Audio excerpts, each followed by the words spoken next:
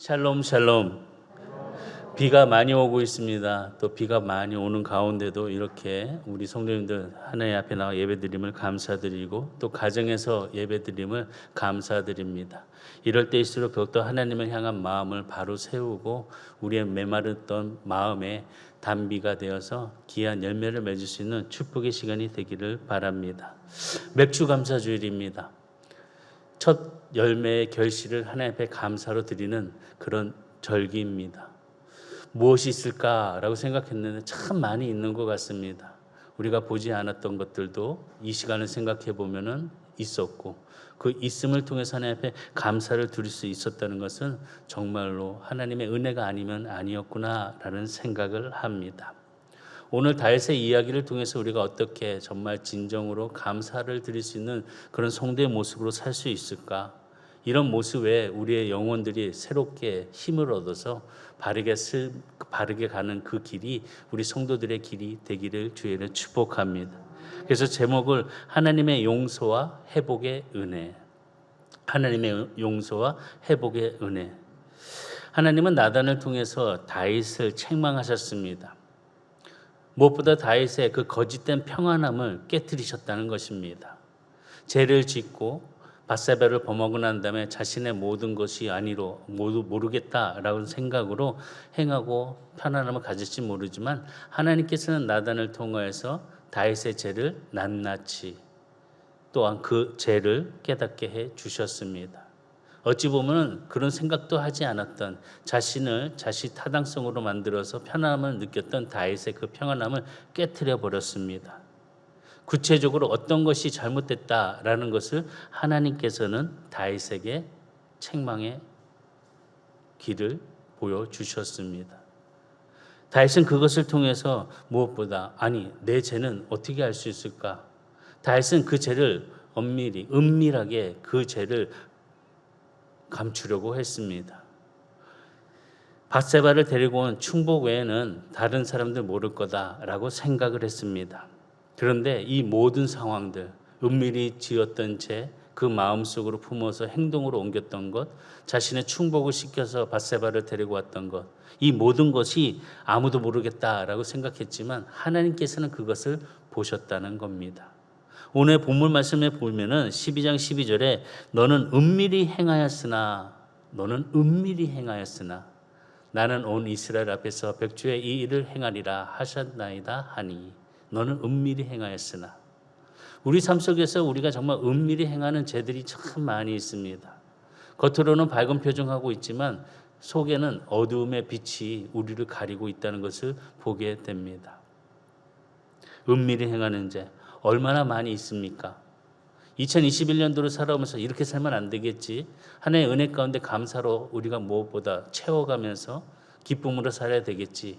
라고 하지만 이 속에서 또 우리는 은밀한 죄를 지었다는 겁니다. 누구나 할 것 없이 저도 또 여러분들도 함께 예배드린 자들 그 은밀한 죄가 다 자리 잡고 있다는 것입니다. 이 말씀 봤을 때 모르겠지? 아무도 안 보겠지? 아닙니다. 하나님은 보고 계시고 하나님은 알고 계시다는 겁니다. 다윗에게 있어서 피할 수 없는 것이 바로 하나님이라는 것이었습니다. 사람들의 눈은 피할 수 있었습니다. 사람들이 만드는 그 자리를 피할 수가 있었습니다. 그러나 하나님은 피할 수가 없었습니다. 사람의 눈길은 내가 피할 수 있지만 하나님의 눈길은 피할 수가 없다는 겁니다. 우리가 은혜, 하나님의 용서와 그 회복의 자리에 가기 위해서는 하나님께서 지금도 우리를 지켜보고 계시다는 사실을 우리는 알아야 된다는 겁니다. 하나님이 함께하고 계시다는 것을 인지하고 있을 때 우리들의 삶의 생각과 행동은 조금씩 달라질 수 있습니다. 인지하지 못하면 우리들의 삶은 죄로 물들 수밖에 없습니다. 우리가 맛있는 찌개를 끓일 때 그 찌개가 뜨겁다는 것을 인지하고 있습니다. 그래서 함부로 손을 대지 않습니다. 만졌다가 내 손이 될 수 있으니까. 그래서 우리는 그 찌개를 들 때 여러 가지 헝겊이나 또 찌개를 들을 수 있는 냄비 도구를 가지고 찌개를 듭니다. 그래야 우리는 다치지 않기 때문에. 인지하지 않는 사람들은 그것을 그냥 손으로 대었다가 큰 낭패를 당하는 것입니다.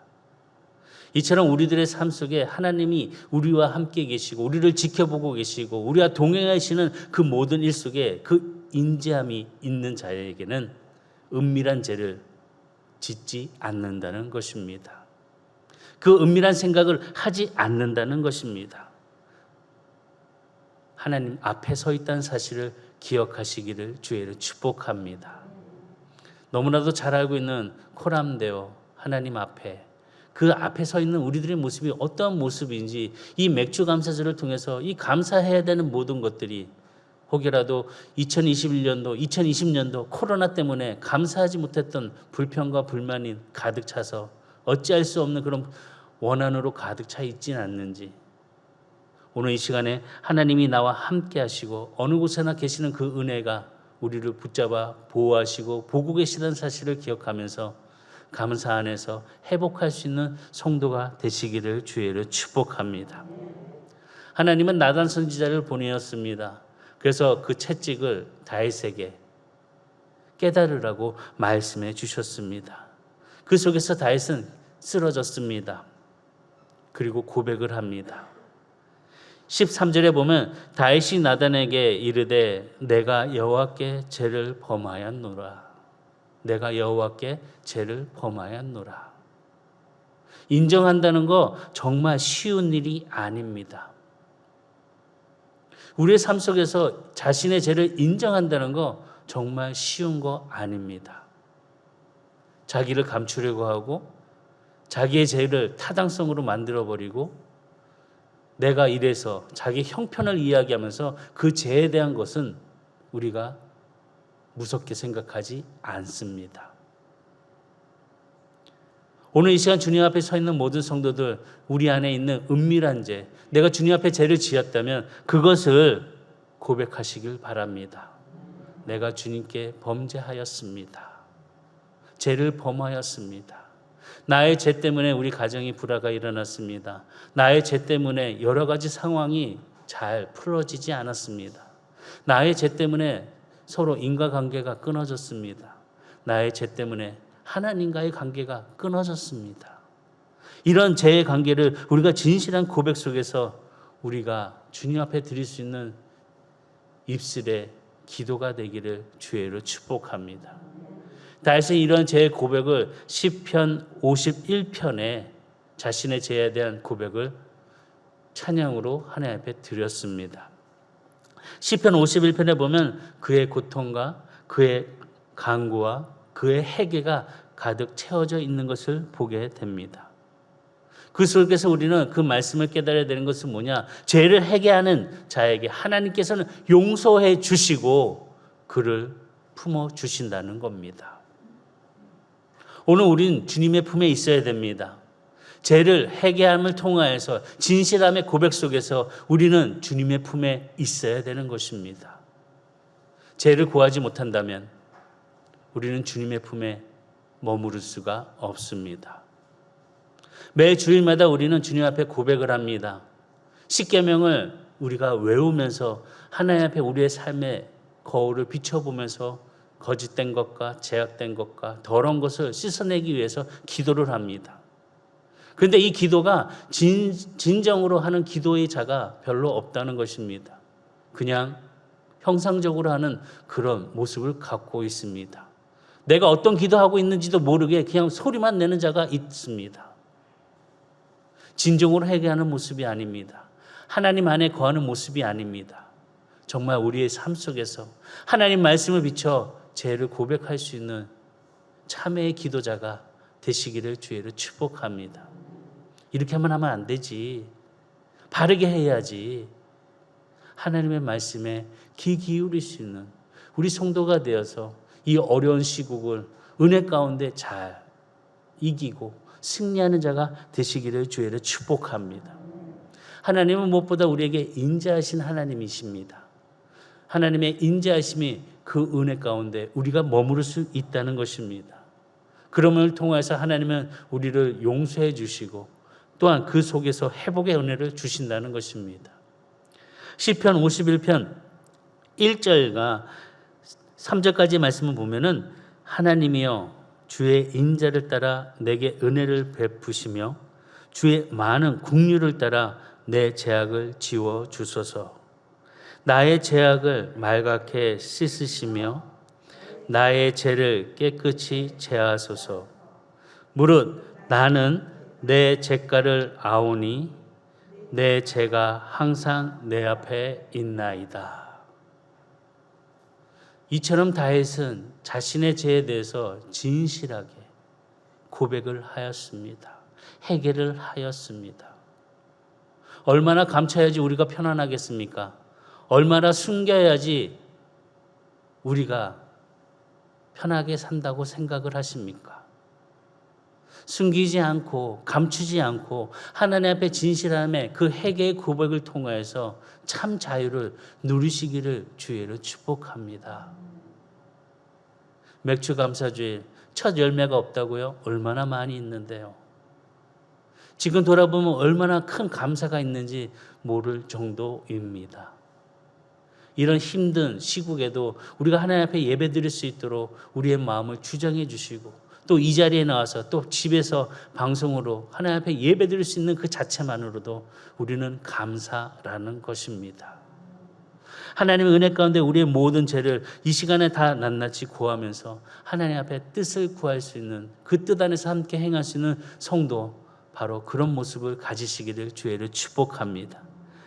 오늘 말씀에 시편 51편 1절에서 19절까지 다 말씀을 봐야 되지만 너무나도 말씀이 많은 가운데 집에서 꼭 읽으시기 바랍니다.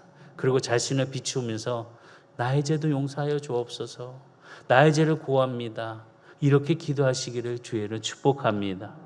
왜냐? 하나님은 변명하는 사람보다 죄를 고백하는 사람을 기뻐하십니다. 우리도 그렇습니다. 자꾸 변명만 하고 이것저것 따지면서 이야기하는 사람, 이제는 이야기하고 싶지도 않고 그 사람의 답변을 듣고 싶지 않습니다. 그런데 진실되게 자신의 죄를 고백하면서 나오는 사람은 우리가 더 귀를 기울인다는 것입니다. 더 애정을 갖고 함께 한다는 것입니다. 하나님 앞에 쓴 모든 우리의 모습이 변명하는 사람이 아니라 우리의 죄를 고백함을 통해서 하나님 앞에 그 품 안에 머무를 수 있는 성도가 되시기를 주의로 축복합니다. 너 이거 잘못했잖아. 네, 그렇습니다. 인정하시기를 바랍니다. 다윗은 나단의 그런 책망을 듣고 목이 꼿꼿하여서 아닙니다, 그런 적이 없습니다, 아무도 모르는데 어떻게 그런 일이 저에게는 없었습니다 라고 하지 않았습니다. 그 얘기를 듣는 순간 나단이 그게 바로 너야 라고 책망했을 때 다윗은 바로 인정을 했습니다. 자신의 죄를 인정했습니다. 자신이 죄인인 것을 깨달았다는 것입니다. 그전에는 그렇지 않았습니다. 아닙니다. 아니 어떻게 그런 사람이 있습니까? 그런 사람은 잡아서 죽여야 됩니다. 그리고 그 양의 4배나 갚아야 됩니다 라고 이야기했던 사람이 나단의 책망에 바로 그 사람이 너야 라고 했을 때 그렇습니다, 내가 하나님 앞에 범죄하였습니다. 자신의 죄를 인정하며 자신의 죄를 고백하였다는 것입니다. 이 고백 속에 하나님께서는 어떤 은혜를 허락해 주시고 용서를 주시나? 사무엘하 12장 13절의 말씀을 보시면 다윗이 나단에게 이르되 내가 여호와께 죄를 범하였노라 하매 나단이 다윗에게 말하되 여호와께서도 당신의 죄를 사하셨나니 당신이 죽지 아니하려니와. 죄를 진실하게 고백하는 자에게 하나님께서는 용서해 주셨다는 것입니다. 나단 선지자를 통하여서 용서해 주셨습니다. 하나님은 다윗을 용서해 주셨다는 것입니다. 하지만 그 죄에 대한 그 결과는 그 책임을 물으셨습니다. 그냥 용서해 줬다 끝난 것이 아니었습니다. 그 죄에 대한 책임은 물으셨습니다. 14절의 말씀 보시면 14절에 이 일로 말미암아, 이 일이 무엇입니까? 죄를 지은 것입니다. 범죄한 일입니다. 이 일로 말미암아 여호와의 원수가 크게 비방할 거리를 얻게 하였으니 당신이 낳은 아이가 반드시 죽으리이다 하고 범죄에 대한 그 죄에 대한 책임, 바로 그의 첫 아들을 죽음으로 데려가시겠다는 것입니다. 다윗이 밧세바를 범하고 밧세바가 임신하여서 그 아이, 첫 아들을 낳았는데 그 아이를 데려가시겠다는 것입니다. 다윗은 하나님의 말씀에 그대로 받아들입니다. 받는 자, 수용하는 마음을 가졌다는 것입니다. 하나님이 용서하셨으면 됐지 왜 아들까지 데려가십니까? 이럴 것까지는 없지 않습니까? 그냥 용서로 끝나는 거 아닙니까? 다윗은 그러지 않았습니다. 모든 주권을 하나님께 맡기고 하나님께서 데려가시겠다는 그 죄에 대한 그 죄값을 치르겠다는 말씀을 순종하는 것을 보게 됩니다. 이 모든 일, 자신의 문제 속에 왕으로서의 그 자리에 행해야 될 것들의 그 죄악의 그 발걸음 속에 넘어질 수 있는 다윗을 하나님께서는 그 죄를 깨닫게 하여 주심을 통하여서 그 죄의 책임을 물으시고 다시 회복시켜 주시는 은혜를 다윗에게 주셨습니다. 다윗이 직면했던 모든 어려움들, 죄를 지름을 통하여서 하나님과의 관계가 끊어졌던 것이 이제는 회개를 통하여서 그 죄에 대한 책임에 대한 그 답을 하나님 앞에 순종함을 통하여서 그 연결의 고리가 다시 회복되었다는 것입니다. 다시 보면 회개를 통해서 회복이 되었다는 것입니다. 우리의 삶 속에 2021년도, 앞으로 있을 2022년도 맥주감사절, 또 추수감사절, 이 감사절만 감사하는 것이 아니라 우리가 회개를 통하여서 진정한 감사가 회복되고 하나님과의 관계가 회복될 수 있는 성도가 되시기를 주의로 축복합니다. 회개를 통해서 하나님과의 교제가 회복이 되었다는 것입니다. 회개를 통해서 하나님과 관계가 회복되고 회개를 통해서 우리는 부흥할 수 있습니다. 부흥의 불길이 나로부터 회개하는 자가 되시기를 주에는 축복합니다. 하나님의 용서는 베풀어 주는 것입니다. 우리는 그것을 값없이 받는 것입니다. 우리의 지은 죄가 너무나도 많고 힘들어도 하나님께서 넉넉하게 우리를 씻겨주시고 그 죄에서 회복시켜 주시고 남을 만큼 채워 넘치게 주신다는 것입니다. 다윗은 이처럼 회개를 통해서 자신의 죄의 인정을 통해서 하나님과 관계가 회복되는 그 원리를 배웠습니다. 오늘 우리의 삶 속에서도 하나님과의 관계가 회복되어서 감사로서 맥주 감사절을 잘 지키며 또한 남은 반년의 시간들을 축복으로 삶을 걸어가시기를 주님 축원합니다. 그럼 어떻게 해야 되냐? 그 원리가 무엇이냐? 하나님과의 관계 그 원리 첫 번째는 하나님 앞에 지은 죄를 인정하고 고백하시기를 바랍니다. 인정하십시오. 그리고 고백하십시오. 인정하는 거 참 힘들지요. 남편에게, 아내에게 내가 잘못했어. 인정하는 거 참 힘드시죠. 가까운 사람일수록 더 친밀한 사람일수록 그 죄를 인정하지 않습니다. 그냥 넘어갑니다. 이해해 주겠지, 덮어주겠지, 알아주겠지. 그냥 넘어갑니다. 그런데 가까운 사람일수록 인정하고 고백하는 사이가 되기를 바랍니다. 이것이 바로 하나님 앞에 지은 죄를 온전하게 인정할 때, 고백할 때 하나님은 그 관계를 회복시켜 주시는 것입니다. 두 번째 뭐냐? 인정하고 고백했으면 그 죄에 대해서 온전하게 떠날 것을 작정하시길 바랍니다. 죄를 버리라는 것입니다. 안 하겠다고 하면 하지 말아야 됩니다. 멈추겠다고 하면 멈춰야 되는 것입니다. 반복하는 죄는 짓지 말아야 되는 것입니다. 다윗을 보시기 바랍니다.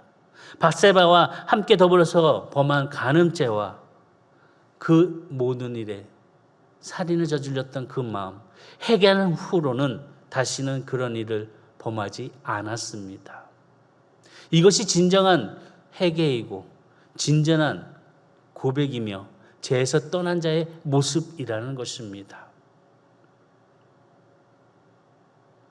우리는 어떻습니까? 다윗처럼 이러한 온전히 떠날 것을 결심하고 떠나십니까? 아니면 다시 또 죄를 짓고 있으십니까? 우리의 마음속에 죄에서 떠날 수 있는 마음을 작정하시고, 그래 이제 하지 말아야지, 이젠 그렇게 남을 비방하거나 시기하거나 질투하거나 분노하거나 그러지 말아야지,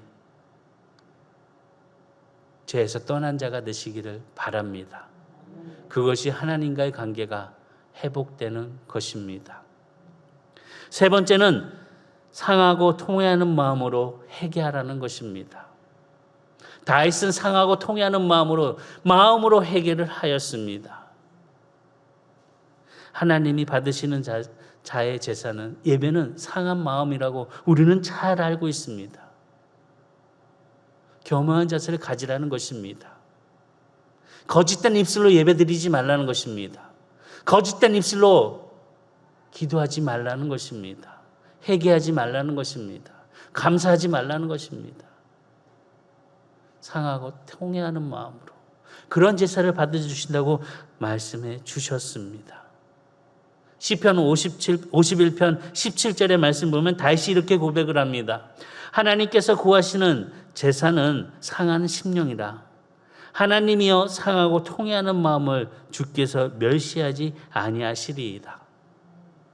이런 마음, 겸허한 자세를 가지고 주님 앞에 회개하며 예배를 드리라는 것입니다. 네 번째로는 하나님과의 관계 회복은 바로 용서해 주신 하나님의 은혜를 믿으라는 것입니다. 우리는 믿음이 있다고 이야기합니다. 그런데 돌아서면 그 믿음이 어디 갔는지 모르겠습니다. 하나님은 우리가 죄를 자백하면 용서해 주십니다.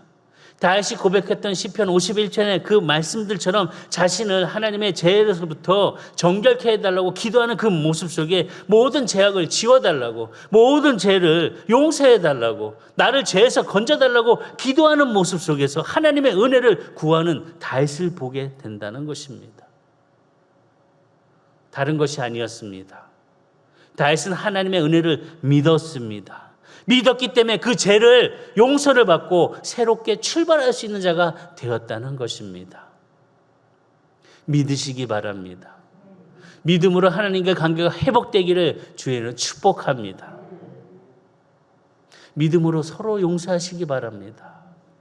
하나님이 우리를 값없이 용서해 주셨는데, 믿음으로 자녀를 용서하시고, 믿음으로 남편을 용서하시고, 믿음으로 아내를 용서하시고, 믿음으로 서로 이웃 간에 용서가 있기를 주의를 축복합니다.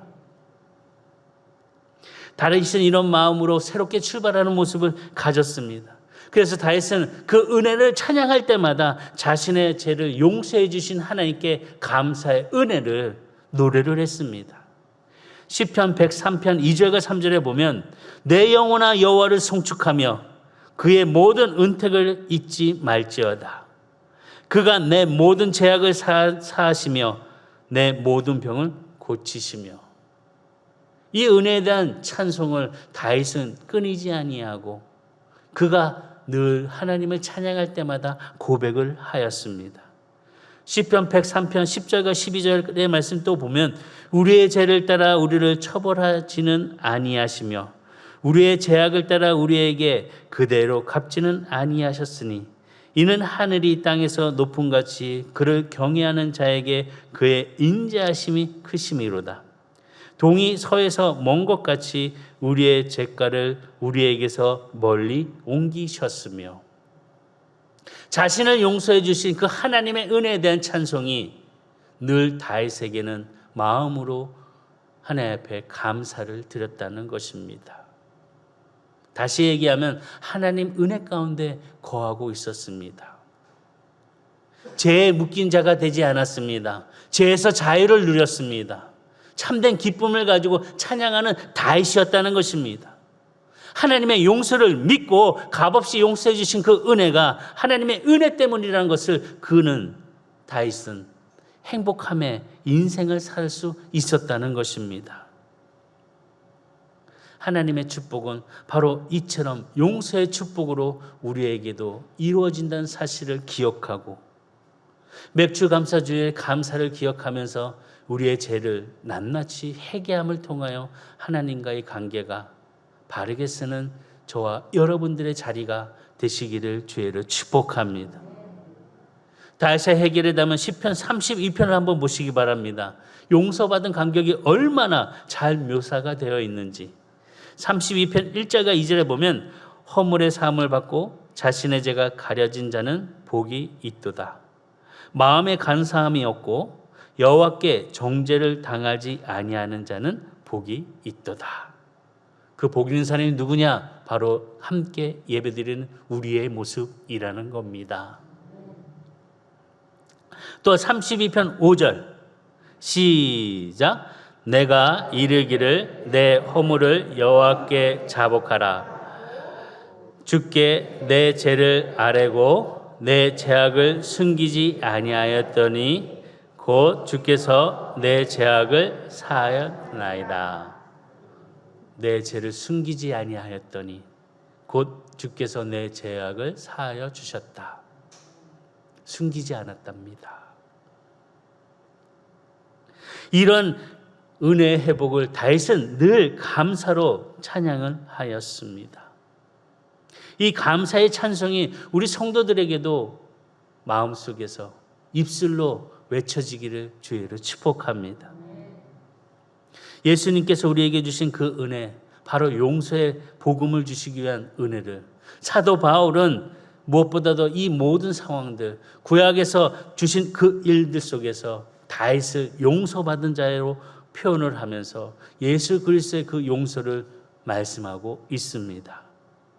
로마서 4장 6절과 8절에 보면 일한 것이 없이 하나님께 의로 여기심을 받는 사람의 복에 대하여 다윗이 말한 바 불법이 사함을 받고 죄가 가려짐을 받는 사람들은 복이 있고 주께서 그 죄를 인정하지 아니하실 사람은 복이 있도다 한가 같으니라.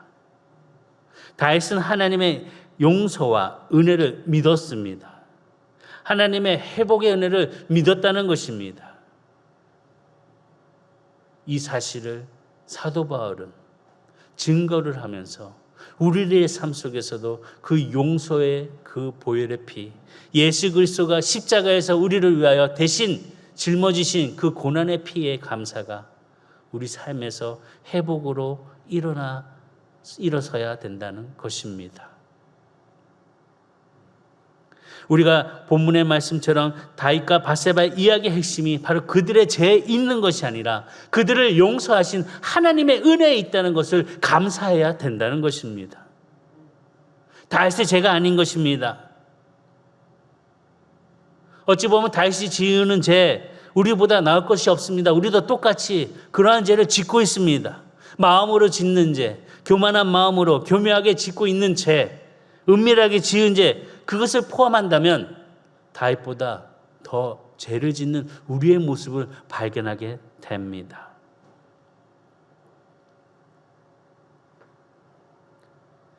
다윗의 죄 때문에 우리가 바라보는 것, 바로 하나님의 용서와 그 회복의 자리가 우리에게도 임할 수 있다는 것을 기억하고 그 하나님의 은혜를 바라보는 성도의 자세를 가져야 된다는 것입니다.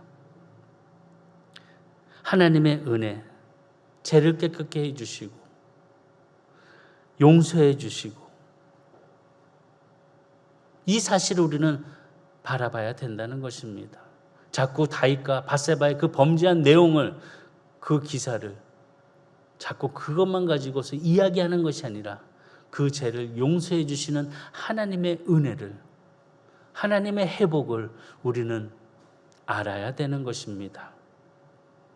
유진 피터슨의 다윗의 이야기를 쓴 책에 보면은 자신이 범한 죄 문제에 계속 골몰하는 태도는 옳지 못하다.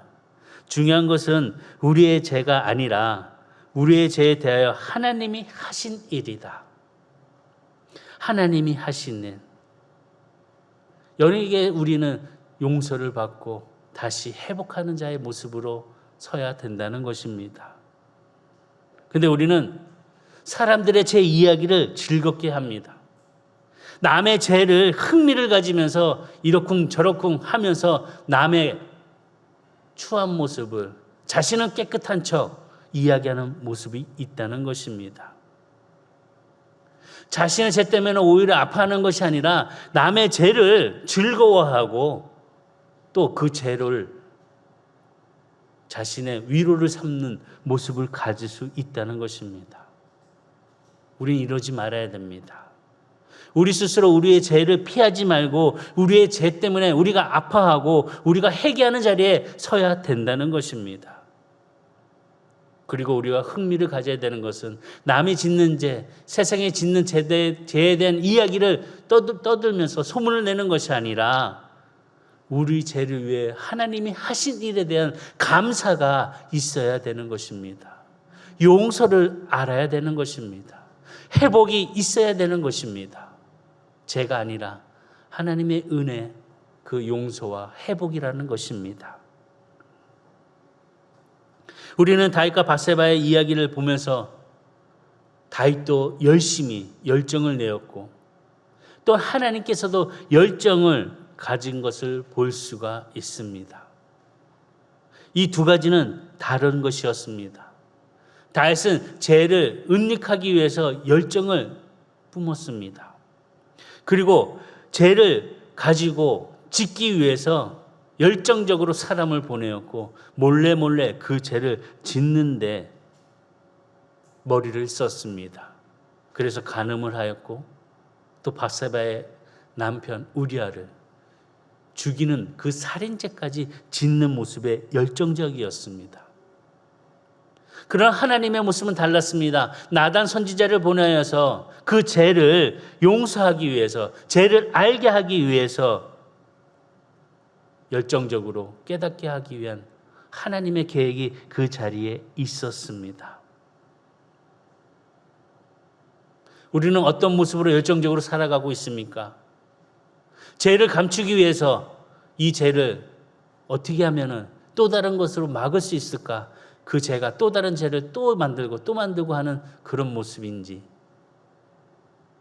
아니면 하나님께서 나에게 주시는 그 회개의 자리에 그 감사로 회복할 수 있는 우리를 이끌어 주시는지를 우리가 다시 한번 주님의 시각으로 바라볼 수 있는 성도가 되기를 주의를 축복합니다.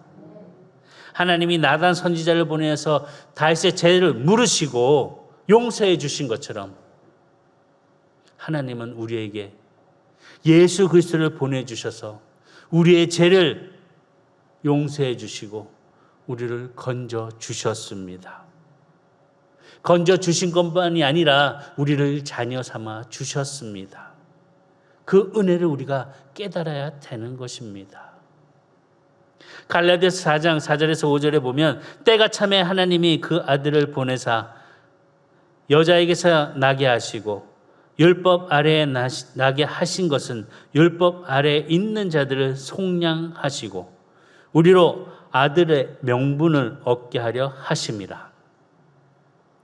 예수 그리스도를 보내셔서 우리를 죄를 용서해 주시고 회복해 주시는 아들의 명분을 얻게 해 주시는 하나님의 자녀가 되게 해 주셨다는 것입니다.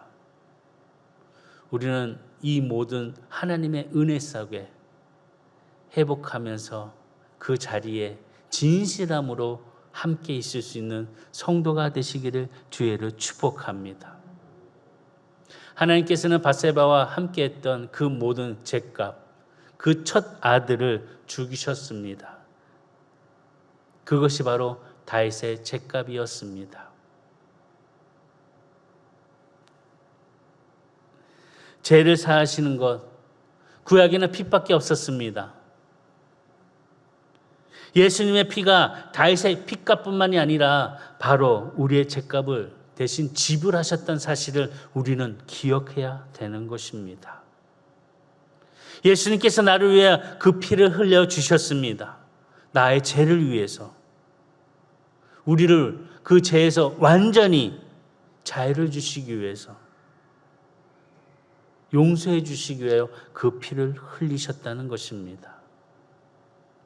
그 보혈의 피로 말미암아 우리는 회복하며, 또한 죄를 지름을 통하여서 나뿐만이 아니라 다른 사람의 죄까지도 용서할 수 있는 마음의 자세를 갖는 모습으로 이 맥주감사절이 또한 추수감사절로 함께 영광을 돌릴 수 있는 저와 성도들의 모습으로서 하나님과의 관계가 친밀하기를 주의 이름으로 축복합니다.